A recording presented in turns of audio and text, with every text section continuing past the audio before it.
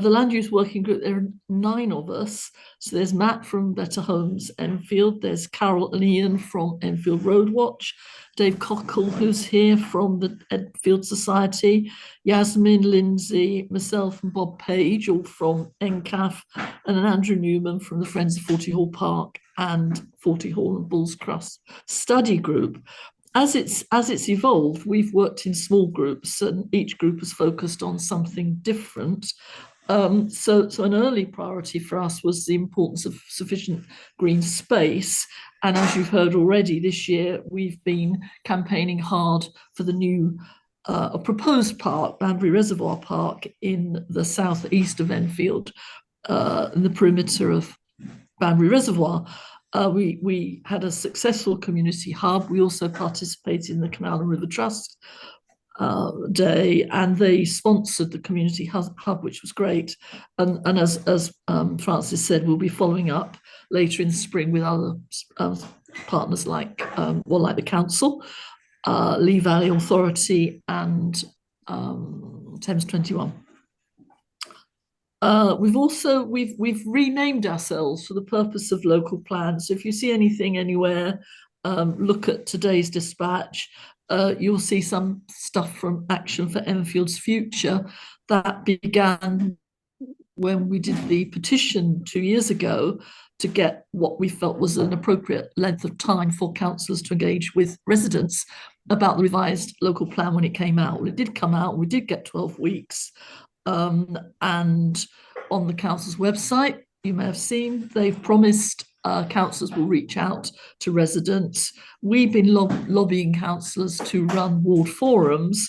So far, 8 out of 25 have agreed. They're all on the west side of the borough, as far as I know. But there's an open letter to the leaders of the 2 groups in Enfield in today's dispatch, and it'll go elsewhere.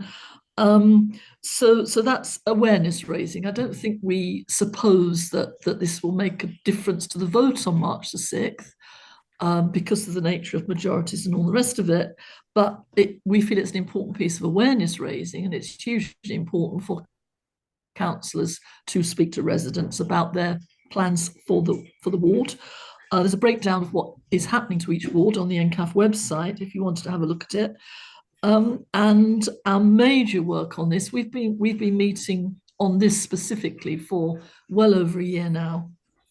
It's very complicated, but we're gearing up to, particularly with the Enfield Society and Enfield Road Watch and Better Homes, we're gearing up to help residents to respond to the technical Regulation 19 consultation, which goes to the inspector, who has to decide whether the plan is sound. We're also lobbying, and any help on this would be gratefully received. That consultation, the formal consultation, which is hard, is only 6 weeks. Councillors, I understand, will vote for that separately at March the 6th, and they could ask for it to be 12 weeks, and that could be voted on. Reasons being, first of all, the evidence base for the current local plan has not been published and won't be, and it's very, very difficult to do an assessment of homes and targets and green belt, can't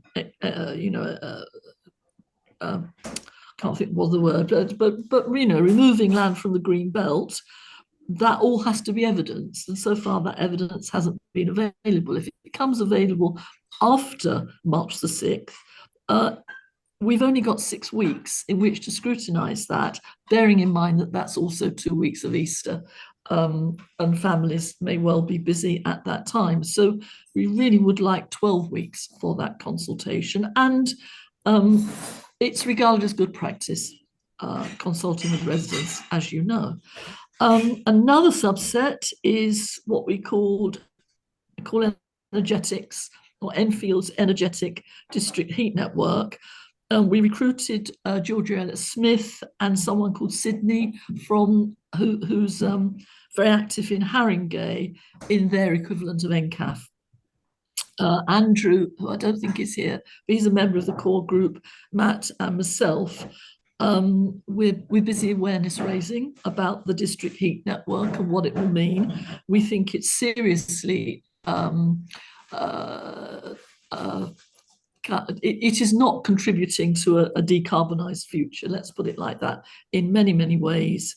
At the moment, we're just researching hard. Periodically, you'll see an article in the newspaper, in Dispatch, or something on Facebook, or in all these, we've done presentations to the forums, and Basil, who's here, is very generous with writing us up into Palmer's Green community as well. Carol, who's also a friend of Trent Park, is a White Webs activist, and she keeps us well informed about what's going on there. And we're there to help that campaign if necessary. So I don't know how much more time I've got. You said 3 minutes, Francis, and I'm sort of counting. I just spent a little bit of time going back to our original. We wrote for ourselves a what we thought we were going to do, and it basically said the advent of global warming and the Council's declaration of a climate emergency in July 2019 placed land use high on the agenda in both mitigating, adapting to rise in temperatures, and we're working towards or helping a forward-looking strategic plan for the land in Enfield, which will provide a framework for realising our diverse communities' need for homes, food, energy, health and well-being in the context of a net zero future. So that's what we're trying to do. Any help really gratefully received, because it's quite a lot going on.